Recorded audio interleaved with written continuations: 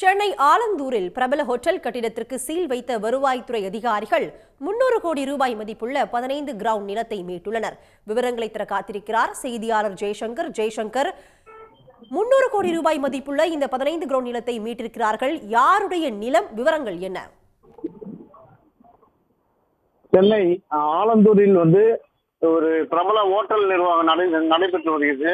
இந்த ஓட்டல் நிர்வாகம் அந்த குத்தகை இடத்தில் நடத்தி வருவதாக கூறப்படுகிறது. இந்நிலையில் செங்கல்பட்டு மாவட்டம் புனித தோமையர் மலை சர்வே எண் 146/2 அந்த 12 கிரவுண்ட் அரசு நிலம் தான் அது. அந்த குத்தகை காலம் முடிந்தும் அந்த ஓட்டல் நிர்வாகம் நடத்தி வந்ததாக கூறப்படுகிறது. இந்நிலையில் அது சம்பந்தமான வழக்கு ஆலந்தூர் உரிமையல் நீதிமன்றத்தில் நேற்று தீர்ப்பு வெளியாகியுள்ளது. அதை அரசுக்கு ஒப்படைக்க அந்த தீர்ப்பு வெளிவந்ததாக அரசு தரப்பில் தெரிவிக்கப்பட்டுள்ளன. இது சம்பந்தமாக செங்கல்பட்டு ஆட்சியர் சினேகா உத்தரவின் பேரில் வட்டாட்சியர்கள் ஆறுமுகம், நடராஜன், செந்தில் உள்ள வருவாய்த்துறை அதிகாரிகள் தலைமையில் பொக்லைன் இயந்திரத்துடன் அதிகாலையிலே இந்த ஹோட்டல் கொட்டு மழையில் இந்த ஹோட்டலை சூழ்ந்து அதில் உள்ள ஊழியர்களை வெளியேற்றினார்கள். அதனை அடுத்து அந்த பெயர் பலகைகளை அந்த பொக்லைன் இயந்திரம் மூலியமாக அகற்றிவிட்டு அந்த 2 கதவுகள் முகப்பு கதவுகள் உண்டு. அந்த முகப்பு கதவுகளை பூட்டி அதை சீல் வைத்தனர்.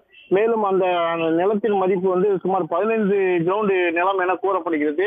இந்த முக்கிய ஜிஎஸ்டி சாலை, விமான நிலையம், ஆலந்தூர் இந்த உள்ளிட்ட இந்த முக்கிய பகுதியில் உள்ளதால் இந்த 15 கிரவுண்ட் நிலம் சுமார் 300 கோடிக்கு மதிப்புள்ளது என கூறப்படுகிறது.